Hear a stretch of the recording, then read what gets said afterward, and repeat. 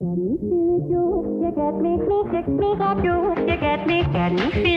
I'm Corey Nathan, and this is Talking Politics and Religion Without Killing Each Other. Your home for edifying, provocative, and fun conversations among high-profile public figures and regular folks like me.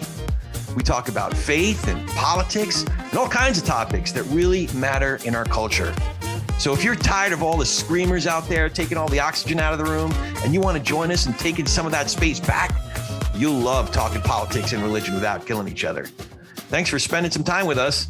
Enjoy today's show. Welcome. We are talking politics and religion without killing each other. I am your host and so grateful to have a place to talk about faith and politics and big ideas in our culture with all kinds of really interesting, accomplished folks of goodwill in good faith. And if you appreciate what we're doing here, leave a review. A number of the apps let you give us a certain number of stars or even write a review. Apple lets you write a review. Spotify lets you rate us. Some of them, like CastBox, you can leave comments. Either way, give us a good rating and review, whichever app you're on. It really does help us in the rankings and helps us get discovered by others. Actually, our guest today might be able to tell me exactly how that works, but no, I'm just kidding. I won't put that on our guest, but we'll be able to get, when you rank us, it helps us get discovered by others who'd love to be part of the kinds of conversations like the one we are having today with Kiel Williams. Kiel Williams is a senior data scientist at Decision Desk HQ. Decision Desk HQ collects, organizes, and reports election night results and provides election-related data to media outlets, political organizations, and really anyone interested in who votes and how they voted.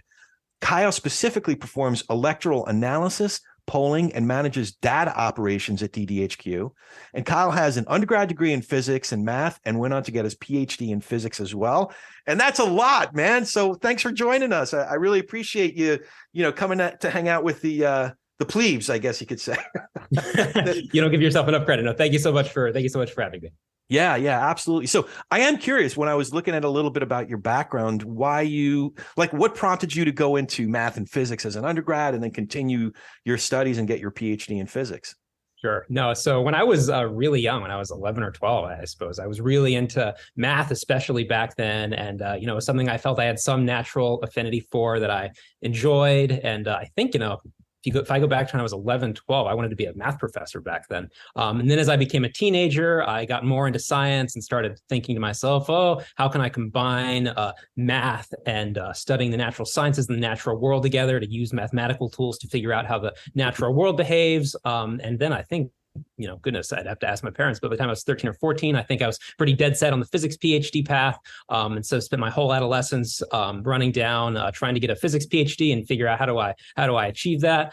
And then, ultimately got double majored and I was an undergrad in math and physics at Guilford College, which is an amazing, very, very small institution in Greensboro in central North Carolina. Go Quakers. And then had to get that in there. Fight, inner light. Go Quakers kill. I kid you not. That's awesome. And then I went on to graduate school at the University of Illinois, where my research group was about the same size as the Guilford College physics department in totality. Oh, wow.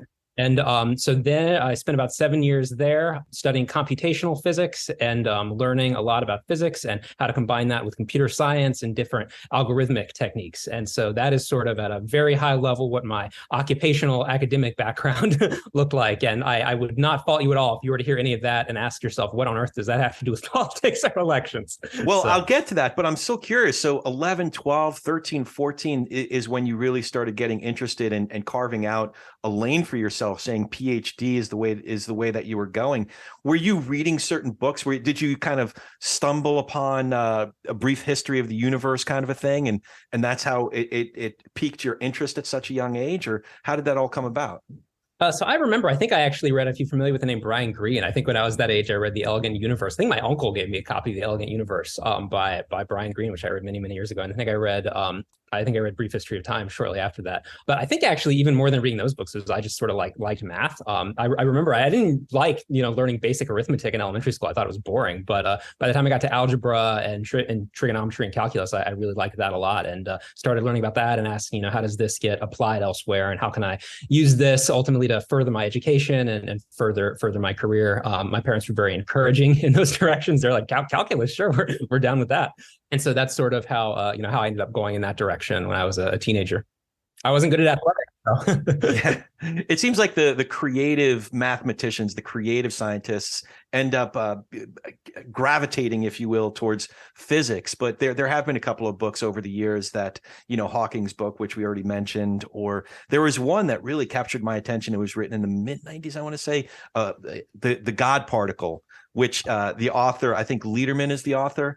And he says later on, he wished he named that book The Goddamn Particle, because it was the particle that just evaded them. And then when they finally discovered it, and correct me if I'm wrong, but my understanding is when they finally discovered that, was it like the eighth quark or something like that? Yeah, the Higgs boson. So this is the Higgs boson. Is that right? Yeah, so I should quickly say they're probably like actual working physicists who are listening to this. If my doctoral advisor is listening to this, I offer my apologies. But and I haven't thought about any of this stuff in a long time now. But basically, there's this standard model of particle physics that sort of said, well, there should be leptons, which are particles like electrons, and there are particles called quarks. You've probably heard the word quark before. Essentially, those are like the smaller subatomic particles that compose things like protons and neutrons. And there was this beautiful mathematical structure called the standard model that sort of gave some sense of how all of these particles fit together to create bigger particles like protons and neutrons that compose our observable world. And one of the predictions of this model was that there should exist something called the Higgs boson as one of these smaller particles. And for a long time, theoretically, it looked like this particle had to exist if the rest of this theory was valid. And it was really frustrating to physicists, experimentalists at this time period, 10, 15 years ago, I want to say, they couldn't find this because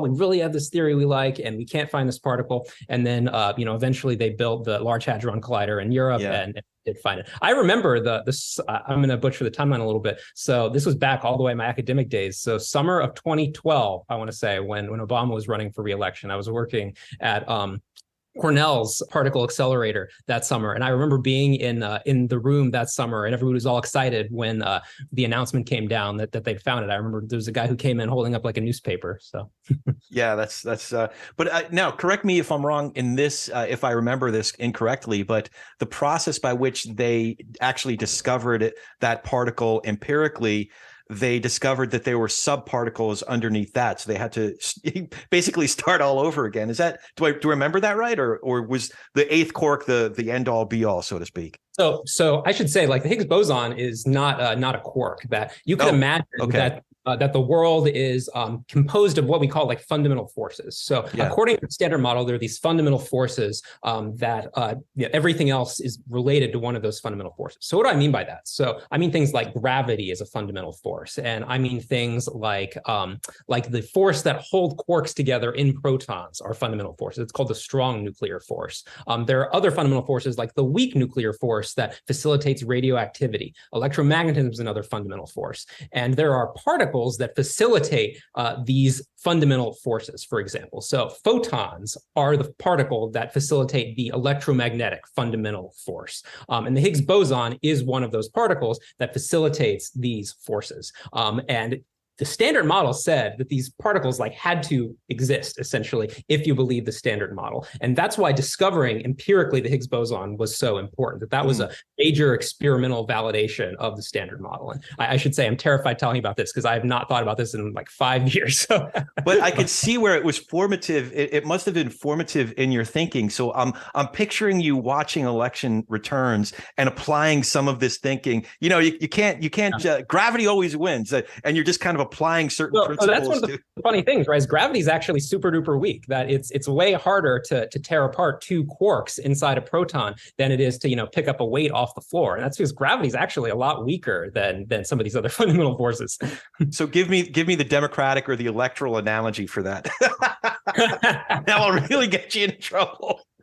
No, I mean, so what this means electorally, Democrats going to have a real struggle in Idaho. Oh man, yeah. Such a good point. All right. So, okay. So that's actually a good segue. So at what point did you start getting involved in politics? When was your interest peaked there? Sure. So actually, when I was, getting a PhD in physics takes a long time. That I think median time to completion is 6 or 7 years. And I was really blessed that over the course of graduate school, I learned a lot. I didn't actually work with any part of the particle physics stuff we just talked about. I worked in computational physics, so learning about different and analyzing different numerical methods to try and solve essentially some of the underlying equations that drive material science. And so about 5, 6 years in, I was learning a lot. I was making good progress, but I think I'd also learned that probably academia wasn't my future necessarily, that I had decided to, I think I was starting to think about moving on into the private sector or to something else. And you know how some people get really into baseball or really into football, they learn all the players' names, all the player statistics, and that becomes like their big hobby. So my big hobby circa year 3, 4, 5 of grad school was just looking up lots of old historic election results. And anytime I was procrastinating from the physics research I was supposed to be doing, I'd be going through old election results, old electoral returns, looking at old election maps. How far back did you go? Did you go like historically or? Oh, so if you go back far enough, it's tough to find stuff. But, if you want to find like House results from Idaho, I guess Idaho wasn't a state yet, but like South Carolina in the 1820s, it's actually sometimes even hard to find that stuff. But going back to the 70s, 80s, 90s, that sort of time period is what I looked at. A lot, and just got really interested in that and became sort of an obsessive hobbyist, I guess you might say. I wonder if algorithmic models would apply to Tammany Hall elections. How do you account for the different unknown factors in that one? Well, you joke, but and I'm sure we're going to talk about more about models and modeling methodology later in our conversation. But a lot of it comes down, if you're building a model of an election, how did that congressional district or how did that state vote previously? And if you're trying to understand the congressional district voting behavior of 19th century New York City, you'd say, well, this seems to be a really democratic area, irrespective of the national environment. I bet it will continue to be very democratic, irrespective of the national environment. And that's sort of like almost how you can think about it, that a model doesn't know, oh, Tammany Hall is like really corrupt and they're handing out bribes, but the model does know that voting behavior in this area is extremely inelastic. Okay, so you bring up a really interesting point, and it's been just it's stuck in my craw. I don't know if that's the right expression, but you know what I mean. Since we've been talking about the midterms, most pundits will start with this historical data point that the first midterm of a new president usually goes against, very much against the party in favor. But that's just taking an isolated historic data point and ignoring a lot of the other factors. To what degree should we weigh historic precedent, especially historic precedent that isn't uniform? In other words, there have indeed been exceptions in a first-term president's first midterm. So to what degree should we accept that as one of, if not the most dominant factor to consider in this upcoming election? So you bring up something that I think is really useful in terms of thinking about American electoral dynamics on this 2-year to 4-year cycle that we are sort of chained to. And you reference what I almost jokingly, although not quite jokingly, tell people is one of the seemingly the iron laws of modern American elections, which is that the president's party gets hammered in their midterm elections. That, if you go back and look, 2018, Donald Trump was president, Republicans were hammered. 2014, Barack Obama was president, Democrats got hammered. 2010, Barack Obama was president, Democrats got hammered. 2006, George W. Bush was president, Republicans got hammered. There are only a handful of exceptions to this rule since World War II. If you want to think about sort of modern American electoral landscape starts roughly at World War II, that's debatable, but let's just say that for argument, there are only a handful of exceptions to that. One of them is 2002. Republicans didn't get destroyed in 2002 in the immediate aftermath of 9/11, but really, aside from that, there are not a lot of examples that it seems to be very much the case. Political scientists use this word thermostatic public opinion, that a president comes into office and then voters begin to sort of attribute whatever problems they perceive either economically or socially onto whichever party is in control in the White House. And it becomes very, very challenging for the president's party to make the argument to voters to expand their congressional majorities or expand their legislative strength. That if you go back to 1994, Bill Clinton was president. Democrats were crushed. 1996, Democrats were not crushed quite as bad in the wake of some of the impeachment stuff, but they didn't do very well either. We think today of Ronald Reagan as a very successful president. In his midterm elections in 1982 and 1986, Republicans did not do very well there either.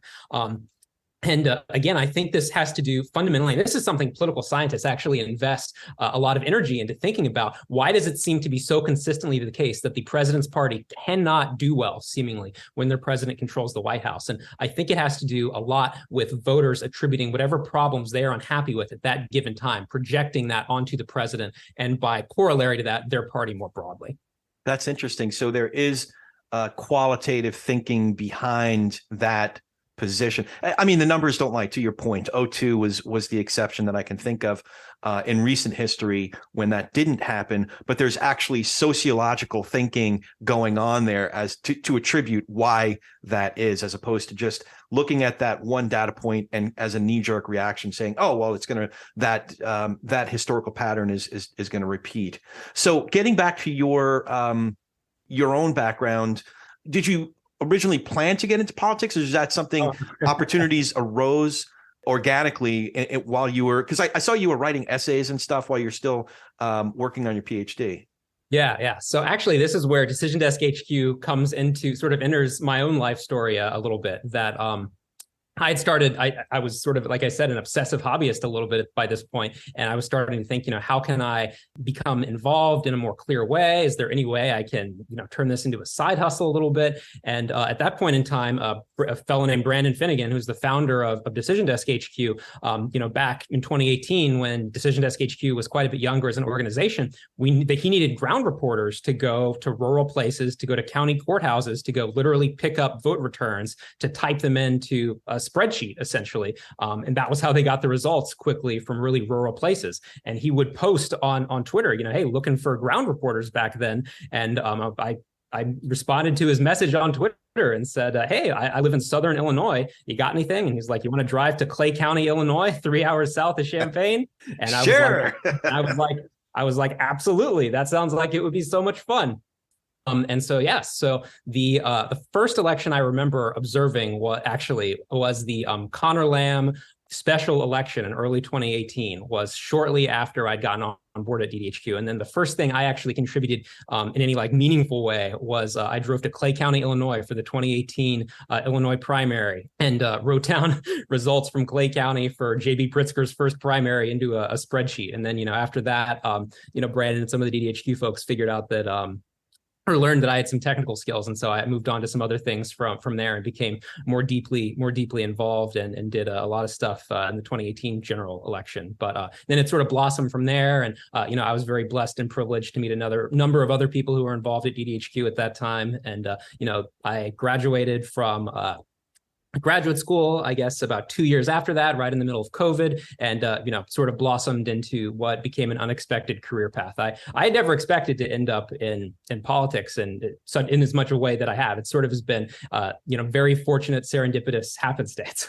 Yeah. So I did a little bit of this in the intro, but if you could, and I want to frame it this way. We just turned the calendar. It's November. We're all looking forward to November, when we're going to, see our Aunt Rhoda and our cousin Sheila. And they don't know anything about these numbers things and these, polls and these models. What, you got walkway models? What are we talking about? So tell us, for Aunt Rhoda and cousin Sheila, what does Decision Desk HQ do, more broadly speaking, as well as what do you do for the firm?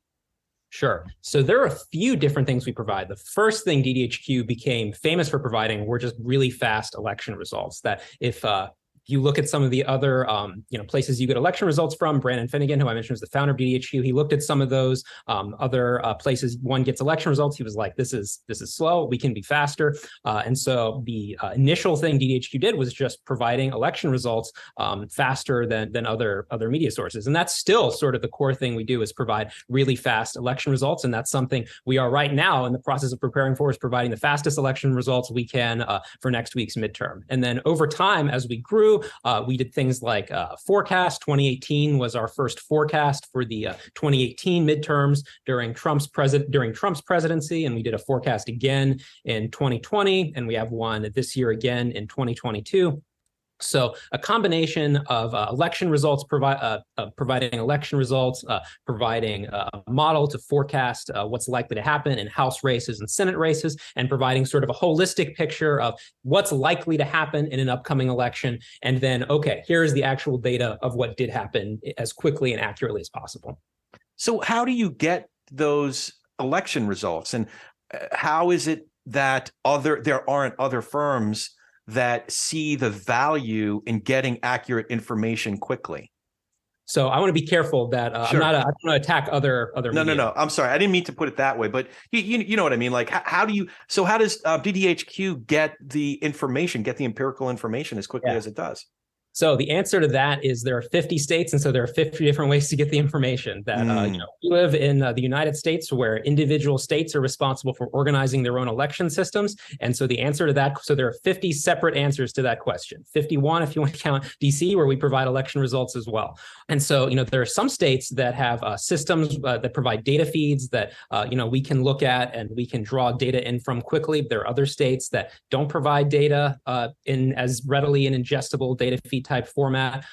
There are certain states where we have to have a lot of people on the ground. Again, going back to what I did when I first came on at DDHQ, driving around, literally writing information writing information down and gathering it as quickly as possible and validating it for accuracy as quickly as possible. So, that's one of the real challenges that we deal with in trying to provide accurate results as quickly as possible. Is there's not a one size fits all solution.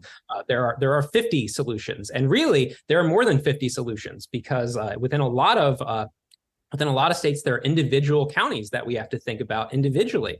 And so, it's if you even want to think about it at the county level, that's something we invest a lot of time and energy into. So it's not there are 50 different answers. Every state is sort of its own special snowflake in terms of what is the best way to get information from that particular state. Now, my head immediately goes to how the 2020 election was challenged, but I'm guessing that is not the domain of DDHQ, election security and that sort of thing. But was Decision Desk HQ consulted on any of those dozens and dozens of lawsuits challenging the results of the last election? So we stand by the accuracy of all the results that we report out. To the best of our knowledge, everything we provide is the highest quality that we can provide and is trustworthy and reliable. Okay, so now tell us about the model, because a lot of folks will look at Decision Desk HQ, and I guess the parallel, is it fair to say a parallel would be 538, as opposed to looking at, say, Monmouth or specific polls? So you're different than specific polls. You're a model. So just tell us about the differences and what ways a comprehensive model differs from polls. Sure. So to answer that question, I think it's important to understand what we mean when we talk about a poll versus a model. So when I talk about a poll, imagine, for example, Pennsylvania. So right now, there are a lot of polls that are coming out of Pennsylvania because there's so much attention around that Senate race. So a poll is if I go and I try to talk to 1,000 voters in Pennsylvania, I try and understand, okay, what is the electorate of Pennsylvania likely to look like? It's likely to be this percentage African-American, this percentage college educated, and so forth. And I try to talk to 1,000 people that has that particular composition and see, okay, is John Fetterman ahead? Is Mehmet Oz ahead? How is Pennsylvania likely to vote based on talking to that group of people who I want to be as representative as possible? So that's what a poll is. A model is more comprehensive than that. At Decision Desk HQ, when we try and predict who's likely to win the Pennsylvania Senate race, we look at polling. We look to see what do polls say in terms of who's likely to win. But we also look at historically what has happened in Pennsylvania. What's the ethnic composition of Pennsylvania? How much money have those candidates raised? And so the Decision Desk HQ model is a holistic picture of polling, but also things, for example, again, like fundraising, ethnic composition. So our model might look at a state like Ohio and say, well, Tim Ryan seems to be doing unusually well for a Democrat in Ohio in a midterm year when there's an incumbent Democrat who's unpopular. But also, Ohio is a state where Donald Trump won pretty easily twice. Ohio is a state that has, on average, a pretty low educational attainment relative to the country overall. It's a state that's sort of very white. And so if the model looks at those particular features and then looks at historically what's occurred, the model's going to say, okay, this is a state that seems like it should be pretty Republican. And then it'll look at those polls and say, well, based on these polls, maybe J.D. Vance is underperforming how we would expect a Republican to perform. But a Republican is still favored based on the historical voting trends in that state, the composition of that state. And that's why in our model right now, I think we have J.D. Vance as something, we give him something like a 75% chance of victory, roughly speaking. That the model's a holistic portrait of polling done in a particular race combined with different historical information around that particular place where the race is occurring. So a model is more than just a poll. Yeah, so I just took a quick peek, and giving J.D. Vance a 76.6% chance in that particular race. Now, I would imagine the bigger the region, the more data you have. But frankly, some of the information we have, like generic congressional polls, for example, I find are not helpful at all when we start to talk about individual House races. There are some others, and our mutual pal, Mike Madrid, will say, tell me, give me some other polls, like, which party do you think is more extreme, for example? But it's hard enough on a state by state level, as you just, used Ohio as an example. How do you develop a model for individual House races?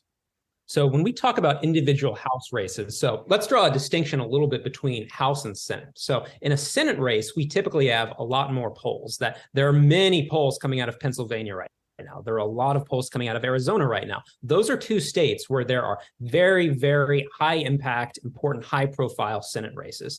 And really in any given year, so this year, for example, I think there are 34 total Senate races that are ongoing. And really out of those, there are maybe 7 or 8 that you could characterize as competitive. Whereas then if you go to the House, there are 435 House seats. A lot of candidates running in a House seat these are people who typically have much lower name ID, that a typical House race is going to be driven a lot more by things like the national environment, economic indicators, than things to do with the particular candidates in that race. This is why we like to think about national generic ballot as something that's helpful, because you can almost imagine on sort of a coarse way that national generic ballots like telling you how high is the pool. That maybe something's a little different in Rhode Island, locally in Rhode Island from in California, but the model will say, well, okay, in 2020 the national generic ballot was D+3, and this happened in California, and this happened in Rhode Island, and this happened in Wisconsin. This year, right now, I think as we're speaking, the DDHQ national generic ballot is about R plus 1.8. So that means if you go and you talk to 100 people and you ask them in November, do you think you're mostly going to vote for Republicans, or do you think you're mostly going to vote for Democrats when you walk into the voting booth? By about a 2-point margin, Republicans are going to win that particular poll, roughly speaking. Now, of course, that's going to be different in different places. That California is different from Wisconsin, but it's giving you a broad sense of what the national landscape looks like. Is the national environment more favorable to Republicans, or is the national environment more favorable to Democrats? In 2020, and then especially in 2018, we could look at the national generic ballot and see, okay, these are environments that are at least somewhat, or in 2018's case, very favorable to Democrats. Whereas this year, we can look and see, okay, we have a national environment that is not particularly favorable to Democrats. And that's something the model can pick up on and say, well, this is a particular House seat that would not have been competitive in a year like 2018, but like the level of the pool is different. There is more Republican energy in the pool than there is Democratic energy in the pool, as it were. So even though this district may not have been competitive in 2018 or 2016, 2022 is a year where this kind of district would be competitive, that it's setting the thermostat for what the national environment looks like. So you bring up a really interesting point. So I just sort of flippantly referred to, I don't like the generic congressional polls, generic, preference polls for Congress. And then you said that it could be a helpful metric. So I can imagine conversations between really informed data scientists saying, no, this is a good metric and we should use it. No, it's not a good metric and we shouldn't use it. And then starting to get into a weighting, WEIGHT conversation. How do those conversations go about? How do you ultimately make a decision about which factors to use and to what degree they're influencing the model? Sure. So a lot of this comes down to looking at how things interact historically. So again, we have all this historical information that is the basis for the forecast that we're doing. So we go and we look at 2018, 2016, and we can say, okay, in 2016, California 25, the generic ballot was this, unemployment was this, the incumbent president's party was this. And based on all of those factors together, this was the final outcome in California 25. And so the model can see all of those things and figure out, okay, this is the relative influence of this particular attribute, something like generic ballot. And then we can say, okay, given that this was the generic ballot, this was the unemployment, this was the fundraising of each candidate, and this was the result. In 2022, we don't know what the result is yet, but I can tell you what the generic ballot is. I can tell you what the fundraising is. And so then, based on what happened historically, looking at all of those things in concert, this is what we think would happen based on historical trends. So it's not so much a question of weighting. It's a question of looking to see, okay, when this was sort of the state of this race and this was the national environment, this was what happened before. Ergo, we should expect this year, we know what these national environment characteristics are. We know how much money John Fetterman has. We know how much money Herschel Walker has. Ergo, we think this is our best look at how these candidates stand relative to one another. So okay, I have a couple questions and I can't decide which one I want to ask first. No, by all means. So 538, obviously, I mentioned before, a very high profile one. It really came into prominence in the 2016 cycle. Are you able to see how other models are constructed? And then if you are, what are some of the differences, not just 538, I don't want to focus too much on that, but like what are some of the differences between DDHQs and other prominent models out there? Sure. And I think it's fair to talk about 538 because I think it's fair to characterize them as definitely the most famous example of another group who are modeling the election. So, and I can't speak in great detail about how the 538 model is constructed, but I can definitely highlight some differences to sort of give a sense of how different modelers and how different organizations think about this differently. So if you go, for example, right now to the Decision Desk HQ, to the DDHQ forecast page, you will see, for example, that J.D. Vance has a 76% chance based on the DDHQ model of winning that Senate race. And then if you go to the 538 website, you will see a different number that I think right now is somewhat similar, but it's pretty close. But I'll immediately draw your attention to a few differences. So if you go to 538's website, for example, you'll see three different options. 538 will let you select what they call a deluxe version of their model, a classic version of their model, and a light version of their model. So to just focus on the deluxe version of their model, for example, that's a version of the 538 forecast that incorporates what other non-quantitative forecasters elsewhere have predicted for those races. So if you've heard of Sabato's crystal ball, for example, they're a group at the University of Virginia, and they give their own qualitative ratings to these races. And then 538 actually incorporates those into their model. And Decision Desk HQ, our model does not incorporate those things. So that's an example of a difference between our forecast and their forecast, that there are features they're considering in the deluxe version of their model that we're not looking at, that we're saying, well, no, we don't want to be tied to what particular forecasters have said necessarily, that we're just looking at things like polling, fundraising, historical voting behavior, and then, hundreds of other attributes that are sort of along those lines. And the 538 has what they call a classic forecast that is sort of a bit closer in spirit to that. So the answer to your question, I think at a high level is there's a difference in terms of what sort of attributes and characteristics we're looking at. That the 538 model, for example, looks at these other ratings from other organizations and incorporates those into their model. And that produces sort of a different set of predictions than what you'll get from the DDHQ model. for instance. Right, right. So to pick on one specific, again, I'm going to give a shout out to our pals, Mike Madrid and Ron Steslow over at Politicology. And they often say the trend is your friend. So I'm looking at the chance of majority in the House. And going back to the figure I'm looking at, it goes back to June 1st. The chance of a Republican majority was over 91%. And it has slowly crept down to now where it is today, which is just over 77% chance for the Republicans to take control of the House. What can be some of the factors that are influencing that slow but steady trend downward?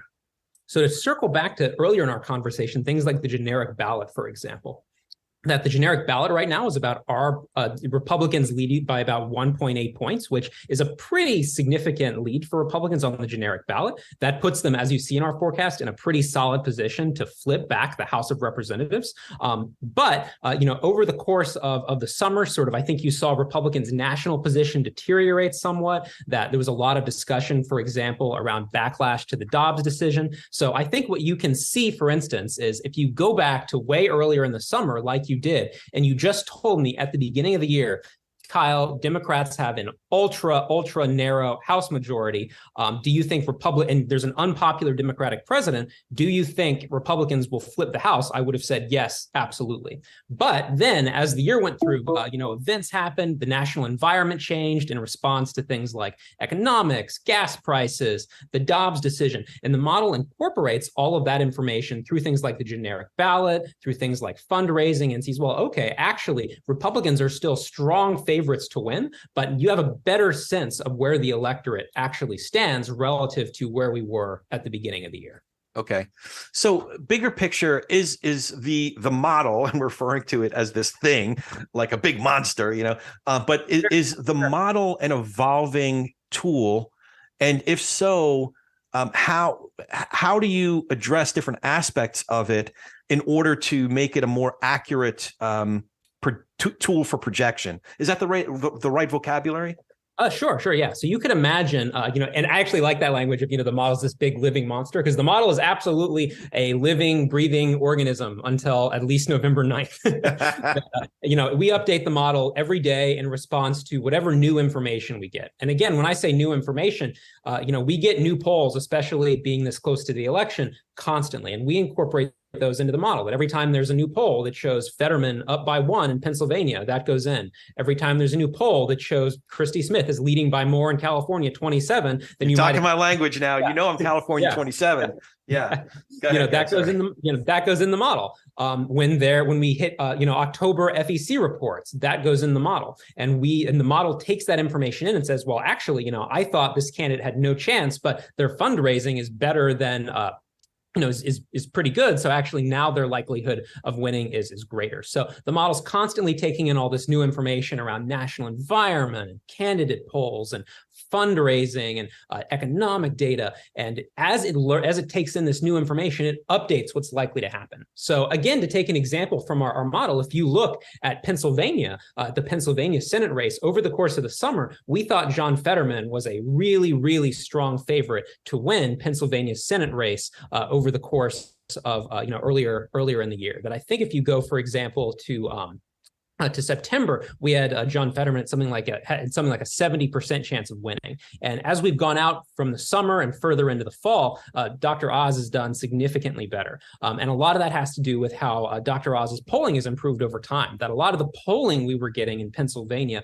earlier in the year was really bad for Dr. Oz. That we actually at DDHQ were sort of scratching our heads. That we said, well, it seems like Pennsylvania should be a really competitive state, but Fetterman's polls are genuinely consistently really good. So maybe this is sort of a strange case. But as we've gone on, Dr. Oz has done significantly better over time. And I think now we actually narrowly favor him in our model by a really, really slim margin. It looks like Fetterman is at 53% in the model this morning. I was surprised to see that he's actually leaning in that direction. Now, is the governor's race, which is a wider margin in favor of the Democrat, does that influence the down ticket, the down ballot Senate race? So just looking at it from a model perspective, the answer is no. But you can imagine that we're taking in polls into our model all the time, and these things sort of are correlated with one another. So if there are a lot of people who are really excited about Joshua Shapiro, who's the Democratic nominee for governor, who seems like he's in a stronger position vis-a-vis Doug Mastriano, who's the Republican running for governor in Pennsylvania, that could have some ancillary knock-on effects on the Senate race. So that's not something we incorporate explicitly. You know, there's actually a lot of discussion in political science. How strong are these sort of coattail effects, especially when you're talking about gubernatorial candidates? So that's not something we think about specifically. And, you know, I think that's the right decision, that people think about Senate races and gubernatorial races differently. That actually, to give some aside about that for a second, if that's of any interest at all, the typical voter is a lot more elastic in terms of how they think about state level races than federal level races. This is something that's well established, that right now, one of my favorite fun facts to point out to people is there are Republican governors of Vermont, Massachusetts, and Maryland, and there are Democratic governors of Kentucky and Louisiana. So when you and look West Virginia, right? No. I'm sorry, not West Virginia. There's a West Virginia senator, but yeah, Kentucky has a Democratic governor. Joe Manchin is a Democratic senator from West Virginia. But that's sort of like, there are a number of examples of people really voting against the partisan gravity of their state at a state level election like governor. And there are many fewer examples of that for a federal level office like Senate. That you can imagine, for example, and it looks like this is true in Pennsylvania, there are a fair number of people who are like, well, I'm not sure how I feel about Dr. Oz, but I don't want Democrats to control the Senate. But for a gubernatorial race, I don't want to do Doug Mastriano. So I think when you have to be really careful about these sorts of coattail effects, because how people think about something like a state level race versus a federal level race is really challenging. Okay, so just to drive home a point, and we've kind of been talking about this already, but we're going to Thanksgiving, and we're talking about DDHQ's information and the model with cousin Sheila. What is a good way for engaged, interested folks to look at the information DDHQ provides? What is not a good way to think of it? So, for example, so you guys said so is going to win. Your polls suck. So that's probably not a good way to look at DDHQ. Yeah, so actually, I think that tees off of like a really useful thing we always like to point out to people about how to read our forecast. And I'll key into one specific example. So right now, we think Raphael Warnock, who's the incumbent Democratic senator running in Georgia, who's in the fight of his life, our model gives him a 55% chance of winning. And there is a strong temptation to look at that in round numbers above 50 up to 1 and round numbers below 50 down to 0. And like, you cannot do that. That if we tell you that Raphael Warnock has a 55% chance of winning, like that's almost the same as a coin flip. That means if we ran the election 100 times, we think Raphael Warnock would win 55 times and Herschel Walker would win about 44 times. So you have to think about these things from a probabilistic perspective. Maybe an even better example is Ohio Senate. So I think we probably all expect J.D. Vance to ultimately emerge victorious in his Senate race in Ohio. But right now, he only has a 75% chance of winning. And it's been clear in polling for a while he's been underperforming. And our model gives him a 75% chance. So like 75% is not 100%. Like I do not expect J.D. Vance to lose, but 1 in 4 is not 0. So that is the one big cautionary note, I would say. I had a conversation with a good buddy of mine pre-2016 that was so 538 was giving Donald Trump about a between 29 and 31% chance of winning. And I'm saying, they're not saying Hillary's going to win. They're saying that Donald Trump has about as good of a chance of winning as Derek Jeter does of getting a hit. When he comes up to his lifetime average is about 300. So that's a pretty good chance. So it's always interesting to have these conversations about how to understand and how to process the model. 55% chance does not mean 100% chance that he's going to win. So we have to understand that.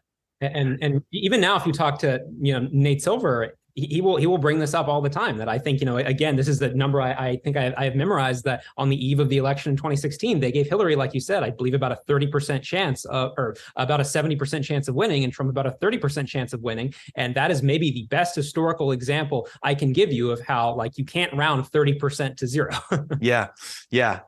Okay, so let's take individual races. You already alluded to California 27. I've had conversations with friends of mine who are really interested, engaged observers observers. So California 27, most recent poll for this district gave Christy Smith, the Democrat, a 6-point advantage. The same poll, I think it was Melman, did a poll back in August. It was 2 points. So she moved from 2 points to 6 points in the most recent poll. We see the financial contributions. So I took these notes down about a week ago, so I might be off with the financial contributions. But at the time that I was looking at, financial contributions and disbursements were fairly similar. Mike Garcia did have more cash on hand.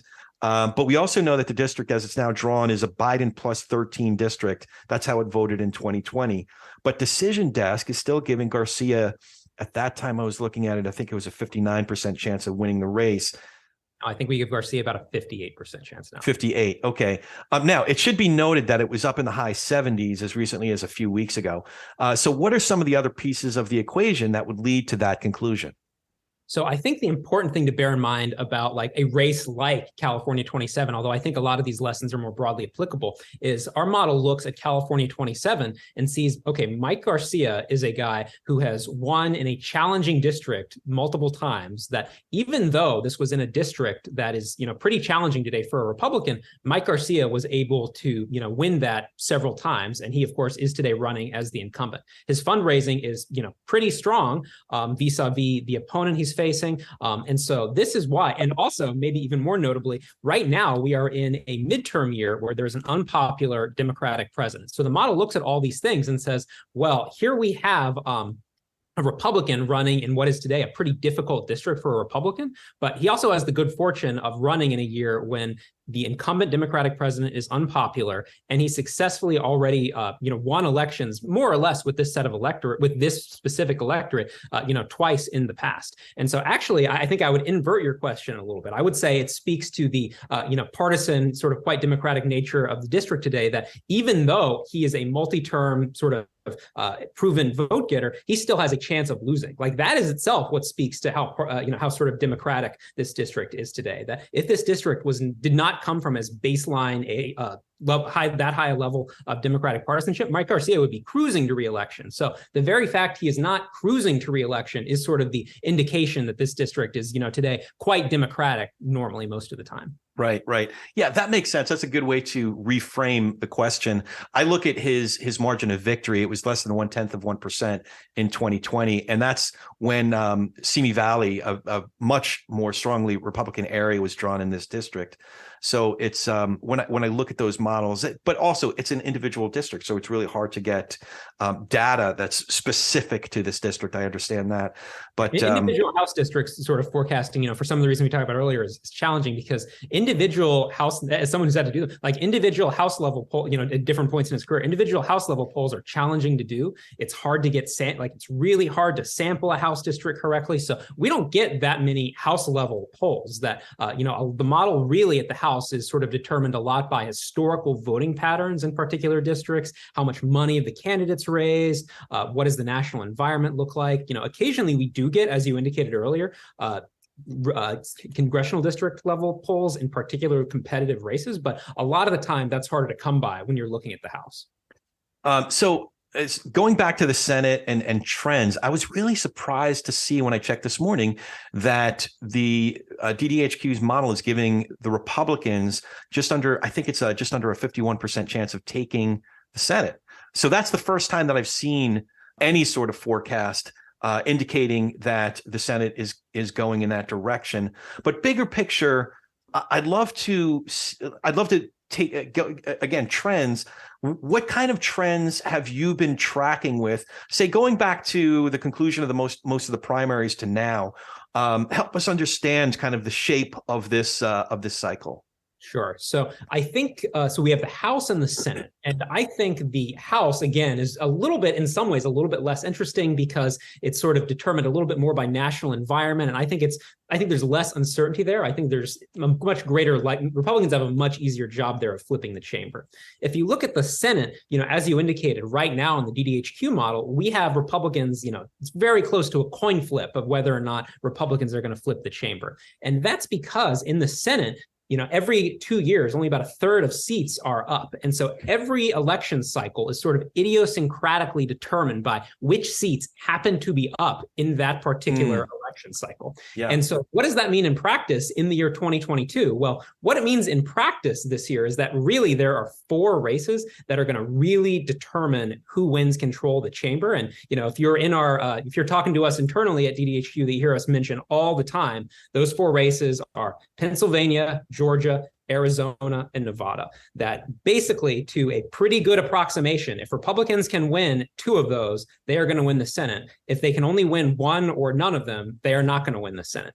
And so more or less what happened to First Order is earlier in the summer, it looked like Republicans were not going to hit that. And so the model thought Democrats were favored. And as we've gotten closer to Election Day, and as Democrats' position in places like Nevada, Georgia, and especially Pennsylvania have become more challenging, the model started to say, well, actually, out of these 4 really key states, Republicans have a pretty decent chance of actually flipping 2 of them, if not more. And that's really what's driving them becoming the favorites to take control of the chamber. That, if you are sort of looking at election night and you're sort of thinking to yourself, how do I want to understand what's likely to happen tonight? How can I cut through the noise about who's going to win the Senate? I would encourage you want to look at Pennsylvania, Georgia, Arizona, Nevada. There's been a lot of discussion, if you sort of read Twitter or the political press, around other races like Ohio, North Carolina, Wisconsin. I would say those are sort of, B-tier races. And you see that reflected in our model, that Republicans have a much stronger chance of winning those races. The 4 races that are really important to look at to understand what's going on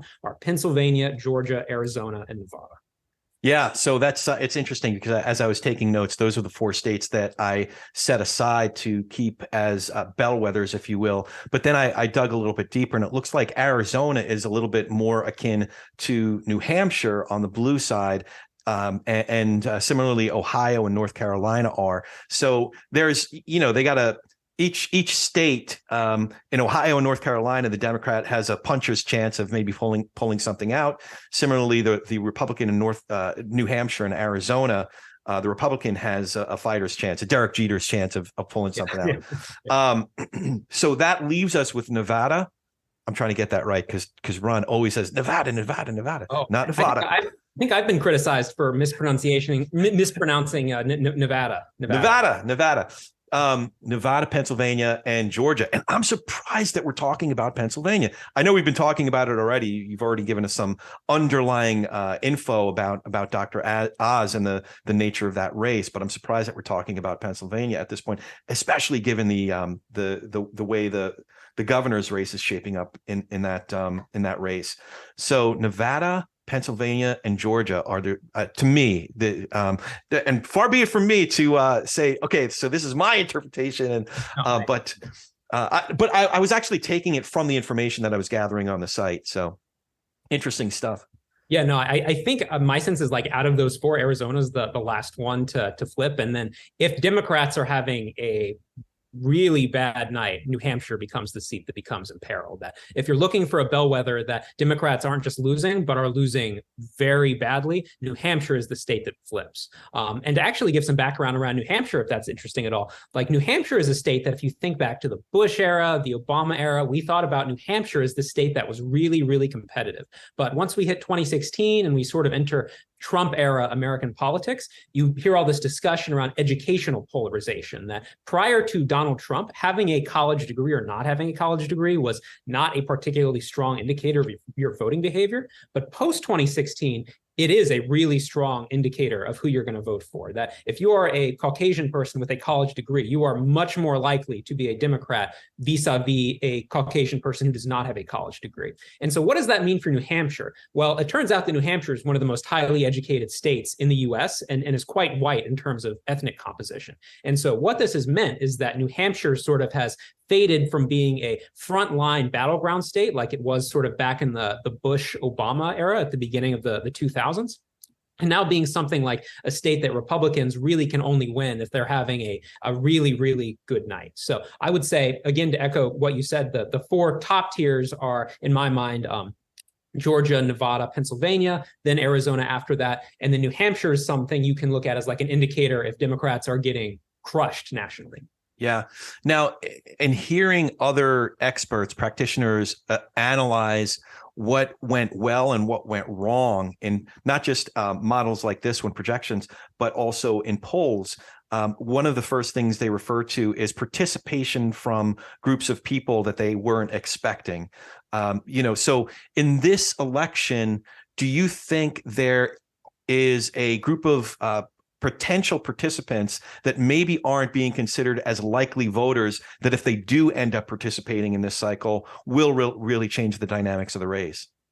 Yeah. So to then reframe that in terms of like some political scientist-y type language, like you hear political scientists sort of talk about this from the perspective of social trust, that if you look at states in the upper Midwest, what people sometimes call like the Rust Belt kind of states, so think about Ohio, Wisconsin, Michigan, these sorts of states, those states, oftentimes a lot of these voters with lower educational attainments who have in the Trump era become much more strongly connected to the Republican Party and to Donald Trump in particular, it's oftentimes hard even to, get them to answer polls, for example. And so this is why if you look at a year like 2016, 2020, when polls, especially in those sorts of states, underestimated Republican strength, a lot of it you can imagine that, there are real challenges around sampling groups of people who have low levels of social trust, maybe don't want to talk to a pollster, aren't even don't necessarily even live in a situation where a pollster can contact them.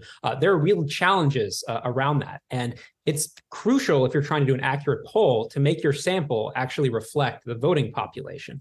And so as sort of these levels of social trust have become predictive of who you're going to vote for, polling in some of these places has become very challenging. Again, to connect that to a particular state, in Wisconsin in 2020, polls really struggled to capture Donald Trump's level of support in Wisconsin because, pre-Trump era, you could imagine if I have a low level of social trust, if I don't trust the news, if I don't trust sort of the government, that wasn't like super duper predictive back then of who you were going to vote for. And so it didn't affect pollsters as much. But now your level of social trust is a strong predictor of who you're going to vote for. And so this is one of the reasons why doing polling, especially in some of these upper Midwestern states, has become really, really challenging. And this is something we have to grapple with a lot, that I think, really over the past 6 years now has sort of been a big topic of discussion in the political science world writ large.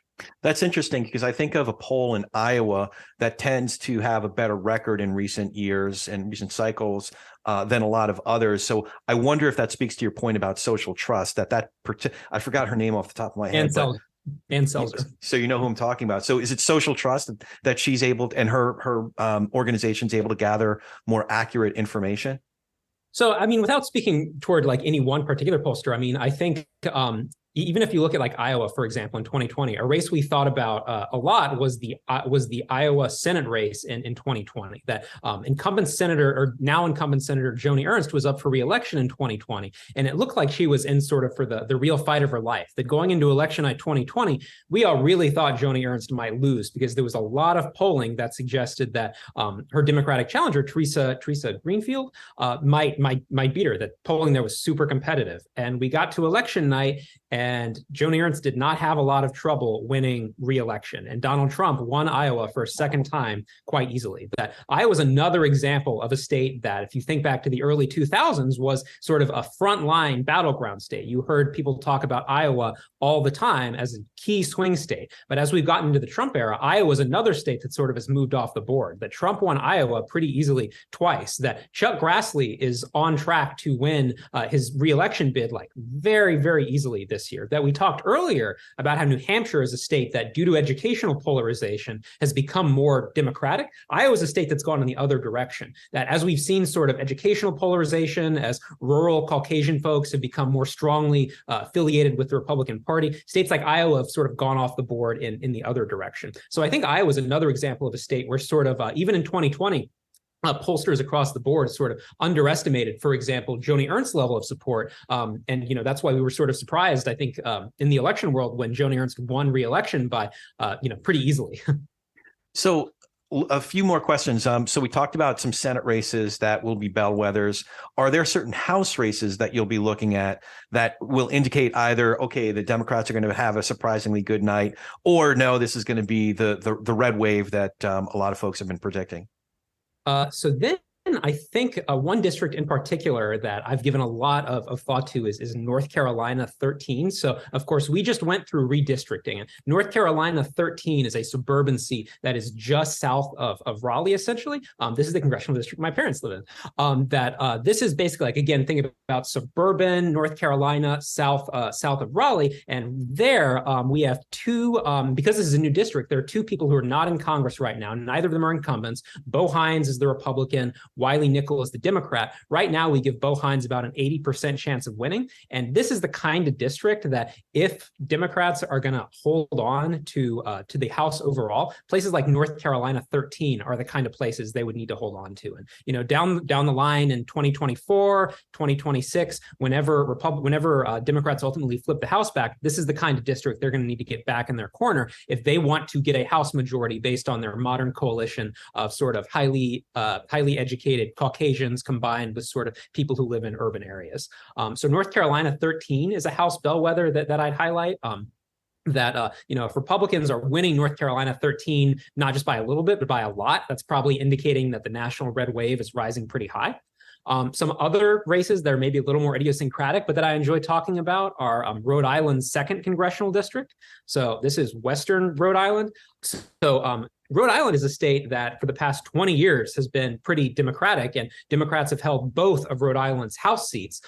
But Western Rhode Island, sort of, which contains less of Providence, which is Rhode Island's main population center, has some like rural areas, doesn't have a lot of ethnic diversity. It's the kind of place that if you just looked at its demographic profile, you could imagine it trending rightward. And there's a fellow named Alan Fung, who was the mayor of a suburb of Providence, who's running for that seat, who's sort of very locally well-known in Rhode Island Republican politics, and they have a real chance of flipping the seat. And, if you're a professional practitioner of politics, the idea that Republicans look like they have a chance of winning a House seat in Rhode Island is crazy. That, I remember back 2008, 2010, 2012, Rhode Island is not a state anybody was talking about. So just the fact that we're talking about a House district in Rhode Island at all is a sign that, Democrats are in sort of a real hole in terms of their ability to hold the House. We already talked about California 27, that I think, whenever Republicans ultimately lose the House, Mike Garcia is the kind of guy who is very likely going to lose whenever that occurs. So those are just some examples. Oh, another one I like to highlight is Iowa, since that already came up in our discussion. Iowa's 3rd congressional district. So Iowa has 4 House districts overall. And right now, Cindy Axne, who holds Iowa's 3rd House district, is the last Democrat standing. Once upon a time, Iowa was pretty Democratic, and that is gone. That Iowa's a state that voted for Trump twice. They have a Republican governor. They have 2 Republican senators. And out of their 4 House reps, only one of them is a Democrat. And Iowa's 3rd congressional district, this is basically southwestern Iowa, and it encompasses Des Moines. Cindy Axne is the Democrat running for re-election there, and she is really in for the fight of her life to survive. So where is that? Is that around? Where is that in Iowa? Is that Des Moines area, or where is that? This is Des Moines. All right, James Serpento, Des Moines, my Des Moines pal, my brother, my Des Moines brother. I'm calling you out, man. Iowa 3, it's all in your hands, buddy. If Cindy Axne is surviving by a significant margin, then that means Democrats nationally are probably outperforming expectations.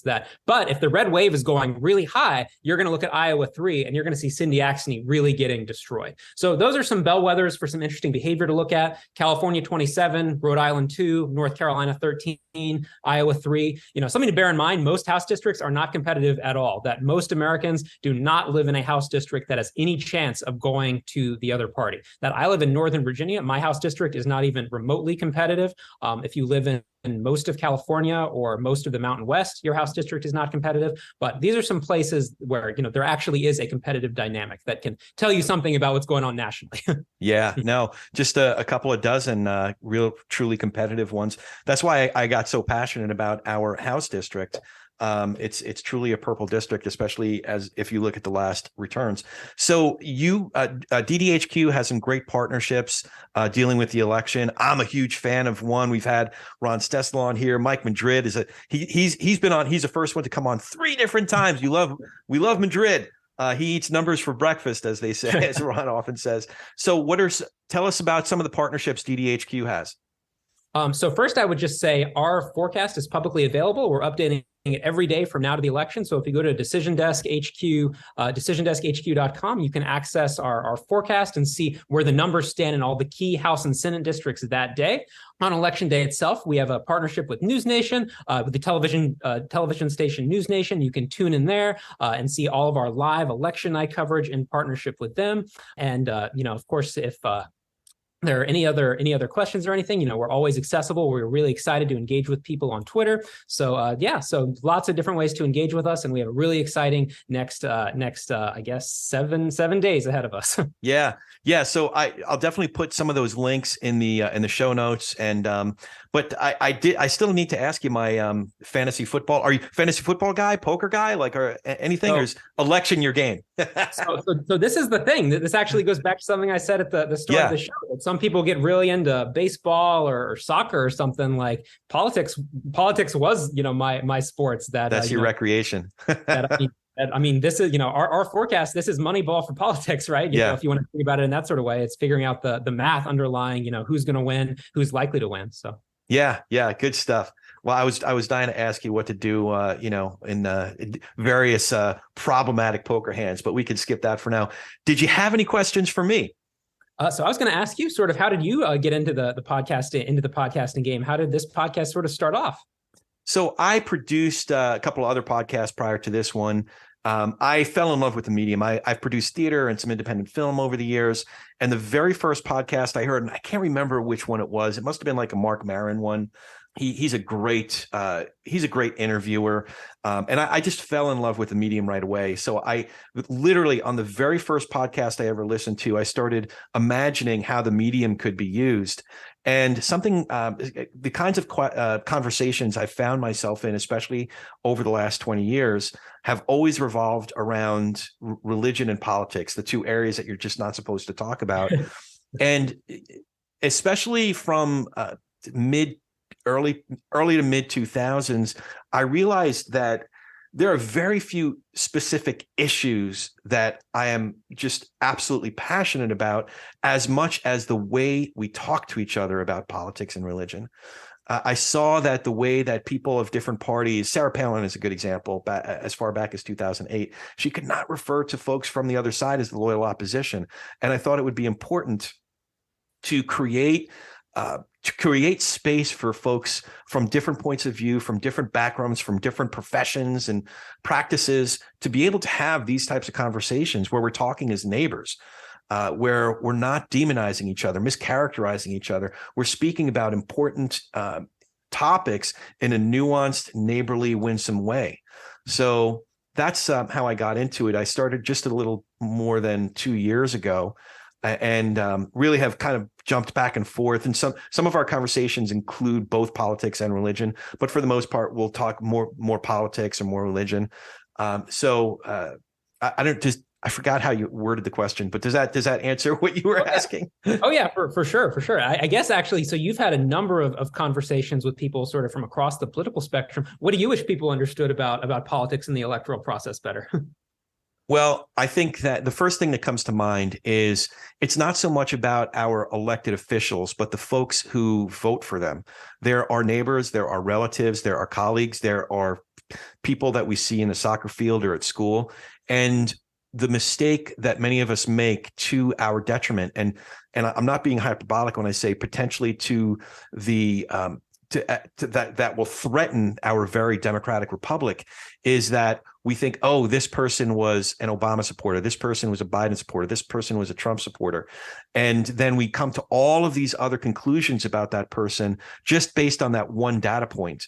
And I wish that folks would see each other as human beings. I wish that we would give each other the time and the space and the grace to think of each other as, like you said, like people, my people. I spent so much time in Bucks County, Pennsylvania when I was a kid doing theater and just getting into all kinds of trouble. And I know some of the people that I love there, some of them will vote for a Democrat for governor and some might vote for a Republican for Senate. That these ballots that we send in are complex little matrices. And we should give each other the benefit of the doubt to understand that we're more complex than what our favorite pundit might be saying about the left or, all those people, so I want us to look at each other and give each other the benefit of the doubt that we're human beings, to see the humanity in each other. And that's what I'm trying to do. No, great. No, that's wonderful. So just to put I know you alluded to this before, but how can, say it one more time, how can folks find you and more information about Decision Desk HQ and all the great work that you're doing? So if you go to decisiondeskhq.com, you can see our blog that's constantly updating with new articles at an ever more rapid pace as we get closer to Election Day. Our model is publicly available. You can go in every day and see how our likelihood of victory odds for John Fetterman and Mark Kelly in Arizona, Catherine Cortez Masto in Nevada, how all of those are changing. Nevada. Nevada is one I want to highlight because that is not a Senate race that gets a lot of attention in the press, but it is very important. So I'll note that. And you can, again, we're going to be in partnership with News Nation on election night. You can look to us on News Nation for all of our election night coverage. We have, you can follow us on Twitter. That on Twitter, we often, we're constantly posting out updates as things happen in the model, and on election night itself, we're going to be tweeting out things in real time as quickly as they happen to keep you and everyone else aware of what's going on as we learn. So yeah, lots of fun ways to engage with us, and we're all going to be very busy and running on not a lot of sleep for the next session. Well, I really appreciate stealing a little bit of your time, Kyle. And this is a lot of fun, very informative for me. We got to talk about a little bit about the goddamn particle and house races and everything in between. So this is a lot of fun for me. I really appreciate it. Oh, yeah, no problem. And as always, if you dig what we're doing here, please hit that subscribe button, leave a review and comments on Apple, Spotify, or wherever you get your podcasts. Now go talk some politics and religion with gentleness and respect, and have a great week. Thank you for joining us today. If you dig what we're doing here, it is super easy to follow us. You can go to our site, politicsandreligion.us. That's with the and spelled out, A-N-D. Politicsandreligion.us. And we're on all the socials, at TP and R Pod. TP and R Pod for Talking Politics and Religion Pod. And here's a big way you can support us, by becoming one of our patrons. You can even become a producer or executive producer of our program and have a lot more say in who we bring on, the kinds of questions we explore, or just help us keep the lights on. But mostly, we really appreciate you giving us a listen. So for the whole team here at Talking Politics and Religion Without Killing Each Other, thanks for hanging out with us. We'll be back in a few days to do our little part in Tikkun Olam.